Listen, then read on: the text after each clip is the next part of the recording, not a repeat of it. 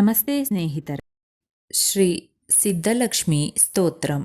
अस्य श्रीसिद्धलक्ष्मीस्तोत्रमन्त्रस्य हिरण्यगर्भऋषिः अनुष्टुप्छन्दः श्रीमहाकाळीमहालक्ष्मीमहासरस्वत्यो देवतः।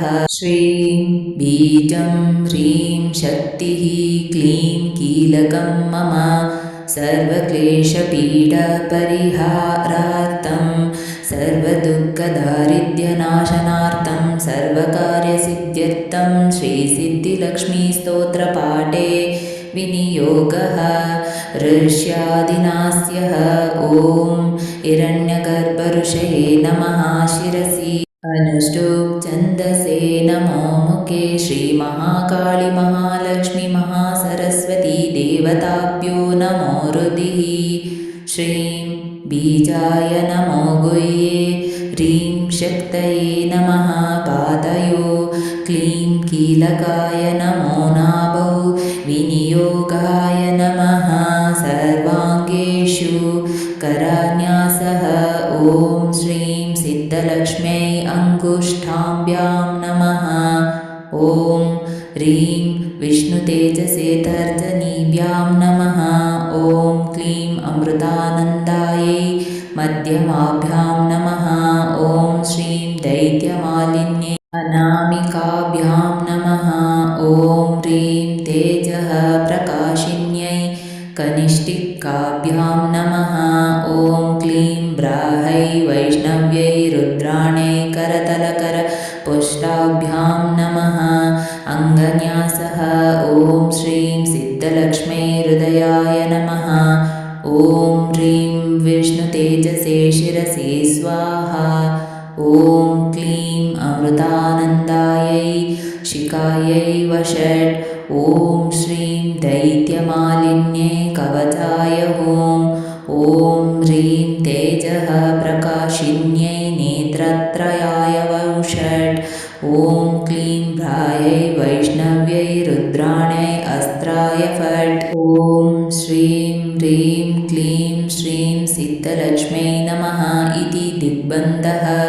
अथ ध्यानं भ्राहीं च वैष्णवीं भद्रां षड्भुजां च चतुर्मुखीं त्रिनेत्रां खड्गत्रिशूलपद्मचक्रगदाधरां पीताम्बराधरां देवीं नानालङ्कारभूषितां तेजः पुञ्जधरीं श्रेष्ठां ध्यायेद्वलकुमारिकाम्। अथ स्तोत्रम् ओङ्कारं लक्ष्मीरूपं तु विष्णुं वाग्भवम्ययं विष्णुमानन्दमव्यक्तं ह्रीङ्कारं बीजरूपिणीं क्लीं अमृतानन्दिनीं भद्रां सत्यानन्ददायिनीं श्रीं दैत्यशमनीं शक्तिं मालिनीं शत्रुमर्दिनीं तेजः प्रकाशिनीं देवीं वरदां शुभकारिणीं ब्राह्मीं च वैष्णवीं रौद्रीं कालिकारूपशोभिनीम्। अकारे लक्ष्मीरूपं तु उकारे विष्णुमव्ययं मकारः पुरुषो व्यक्तो देवी प्रणव उच्यते। सूर्यकोटिप्रतीकाशं चन्द्रकोटिसमप्रभं तन्मध्ये निकरं सूक्ष्मं ब्रह्मरूपं व्यवस्थितम्। ओङ्कारं परमानन्दं सदैव सुरसुन्दरीं सिद्धलक्ष्मी मोक्षलक्ष्मी आद्यलक्ष्मी नमोऽस्तु ते।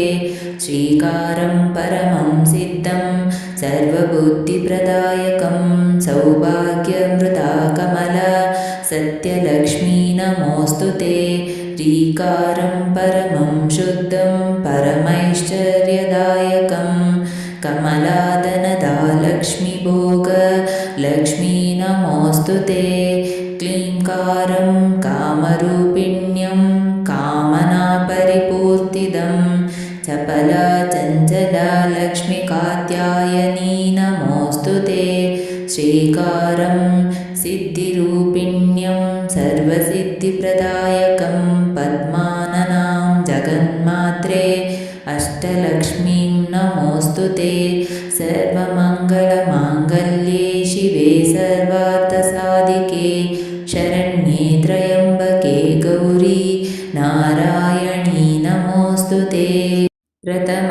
त्र्यम्बका गौरी द्वितीयं वैष्णवी तथा तृतीयं कमला प्रोक्ता चतुर्थं सुन्दरी तथा पञ्चमं विष्णुशक्तिश्च षष्ठं कात्यायनी तथा वाराही सप्तमं चैव अष्टमं हरिवल्लभ नवमं खड्गिनी प्रोक्ता दशमं चैव देविका एकादशं सिद्धलक्ष्मी द्वादशं हंसवाहिनी उत्तरान्यासः ॐ श्रीं सिद्धलक्ष्म्यै हृदयाय नमः ॐ ह्रीं विष्णुतेजसे शिरसे स्वाहा ॐ क्लीं अमृतानन्दायै शिखायै वषट् ॐ श्रीं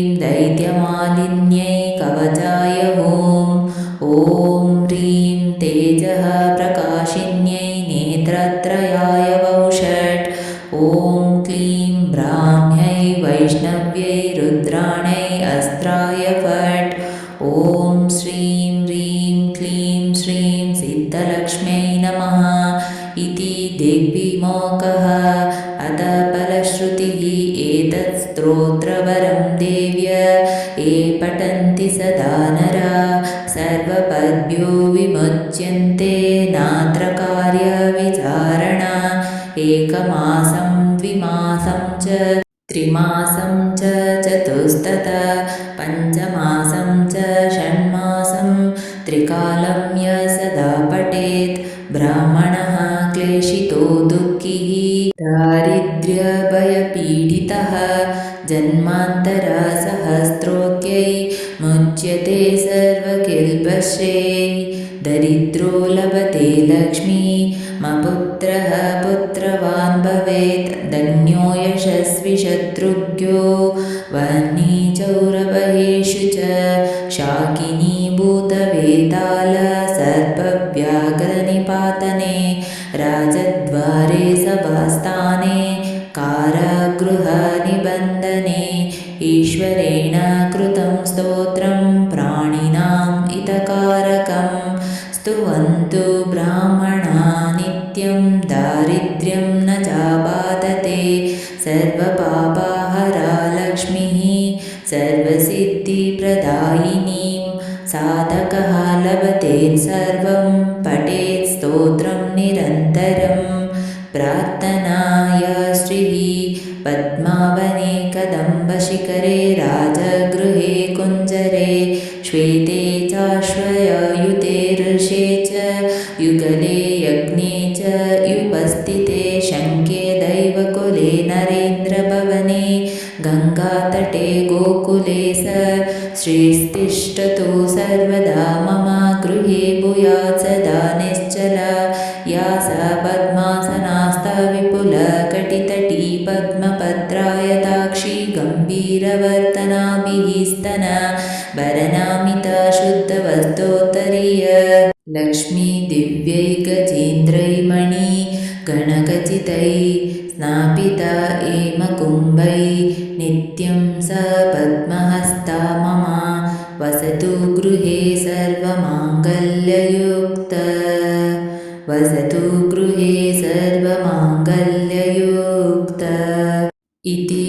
श्रीब्रह्मपुराणे ईश्वर विष्णुसंवादे श्रीसिद्धलक्ष्मीस्तोत्रं ಸಂಪೂರ್ಣಂ.